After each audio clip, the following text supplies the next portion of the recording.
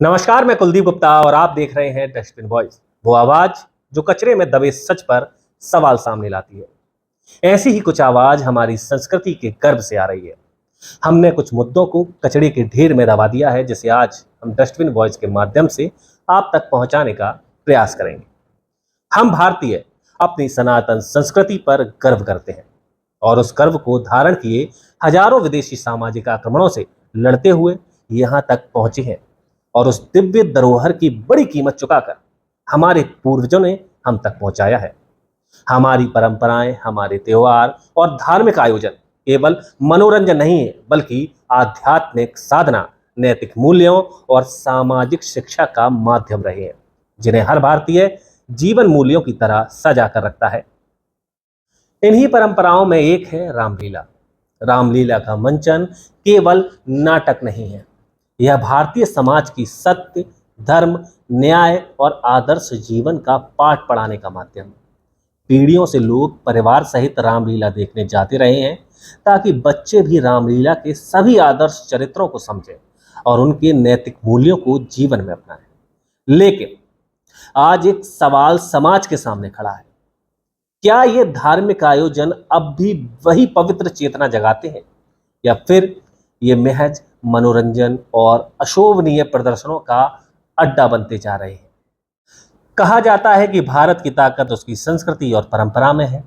रामलीला, झांकी, कीर्तन, भजन, ये सब हमारी सामाजिक एकता और धार्मिक पहचान को मजबूत करते हैं। लेकिन पिछले कई वर्षों में हमने देख रहा है कि कई आयोजनों में धार्मिक मंचों पर फिल्मी गानों और नृत्यांगनाओं के अश्लील नृत्य शामिल कर दिए जाते हैं।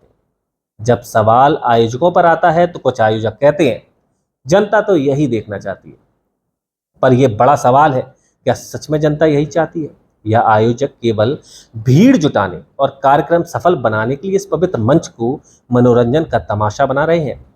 क्या आयोजन का उद्देश्य केवल सफल बनाना ही रह गया है? कहाँ है सत्य, धर्म, न्याय और आदर्श जीवन का पाठ? ऐसा कहीं नहीं दिख रहा है। अब आ जाते हैं कानून की ओर। भारतीय संविधान का अनुच्छेद 19 हर नागरिक को अभिव्यक्ति की स्वतंत्रता देता है, लेकिन साथ ही संविधान ये भी कहता है कि यह स्वतंत्रता सार्वजनिक शालीनता, नैतिकता और कानून व्यवस्था के अधीन है। मतलब ये कि हर किसी को आजादी तो है सोचने, बोलने, पहनने और करने की, लेकिन ये आजादी असीमित नहीं है। अगर आपकी आजादी से समाज की सभ्यता बिगड़ती है या सही गलत के बुनियादी नियम टूटते हैं, तब प्रतिबंध लगाए जा सकते हैं। भारतीय दंड संहिता धारा 296 हमें बताती है कि सार्वजनिक स्थल पर अश्लील हरकत, गीत या नृत्य करना अपराध है। वह धारा 294 भी हमें बताती है अश्लील सामग्री का प्रदर्शन दंडनीय है। यानी धार्मिक आयोजनों में अशोभनीय कार्यक्रम न केवल आस्था को ठेस पहुंचाते हैं, बल्कि कानूनन भी अपराध है। इस मुद्दे पे कई बार सुप्रीम कोर्ट और हाई कोर्ट टिप्पणी कर चुकी है। सुप्रीम कोर्ट ने अवीक सरकार बनाम पश्चिम बंगाल 2014 केस में कहा था, अश्लीलता का निर्णय उस प्रसंग और समाज की वर्तमान मान्यताओं के आधार पर होगा। इसका मतलब है कि हर नृत्य या गाना अपने आप में अश्लील नहीं है, लेकिन अगर वही डांस धार्मिक स्थल या धार्मिक आयोजन में हो रहा है जहां बच्चे, महिलाएं और बुजुर्ग रहे हों, तो समाज इसे अशोभनीय मान सकता है। इसीलिए मद्रास हाई कोर्ट ने कई बार आदेश दिए, मंदिर उत्सवों और धार्मिक आयोजनों में अश्लील नृत्य पर रोक लगाई जाए। अब इन कार्यक्रमों को अगर करने से पहले जब पुलिस से अनुमति लेनी होती है, तो इसमें पुलिस को अनुमति देते समय यह सुनिश्चित करे कि ऐसे कार्यक्रम पहले तो ना हो। यह दर्शाता है कि न्यायपालिका भी मानती है कि धार्मिक मंच की गरिमा बनी रहनी चाहिए। अब जनता से कुछ सवाल मैं जरूर करना चाहूंगा। क्या धार्मिक आयोजनों का मंच केवल भक्ति और शिक्षा का होना चाहिए? क्या वास्तव में जनता अश्लील नृत्य चाहती है, या यह आयोजकों की ओर से थोपा जा रहा है?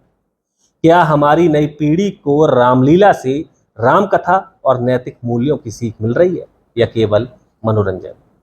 क्या हमें 100-150 साल पुरानी इस परंपरा को शुद्ध और पवित्र स्वरूप में बचाना चाहिए, या समय के साथ इसमें बदलाव स्वीकार करना चाहिए। इन सवालों को आप पर छोड़ रहा हूं। आगे आने वाली पीढ़ी को नैतिक मूल्य किस माध्यम से परोसने के लिए आप तैयार हैं? आपके विचार हमें कमेंट में जरूर बताएं। मुद्दा आपकी आस्था का है और हमारी संस्कृति के धारा प्रवाह का है, जिसमें क्या आप किसी अशुद्धता को अपनाएंगे? जवाब आप पर है और समाधान भी आप पर। जल्दी ही आपके शहर में रामलीला का पवित्र आयोजन होने जा रहा है और सुधार की नई उम्मीद आप पर टिकी हुई है। हमें इस पूरे मामले को लेकर समझना होगा कि धार्मिक आयोजन केवल कोई परंपरा नहीं है, ये हमारी संस्कृति की आत्मा है। अगर इन आयोजनों में पवित्रता और आस्था खो गई है तो ये सिर्फ एक मनोरंजन शो बनकर रह जाएंगे। यह निर्णय अब जनता के हाथ में है। क्या हम आने वाली पीढ़ियों को वही पवित्र रामलीला और धार्मिक आयोजन देना चाहते हैं जो हमारे पूर्वजों ने हमें दिए, या फिर हम इसे बाजार और मनोरंजन की चमक दमक में खो जाने देंगे? सोचिए और अपनी राय जरूर दीजिए। अगर आपको दबे हुए सच को आप तक पहुंचाने का हमारा ये प्रयास सही लगा हो तो वीडियो को लाइक करें, शेयर करें और चैनल को सब्सक्राइब जरूर करें। आपकी आवाज ही हमारी ताकत है।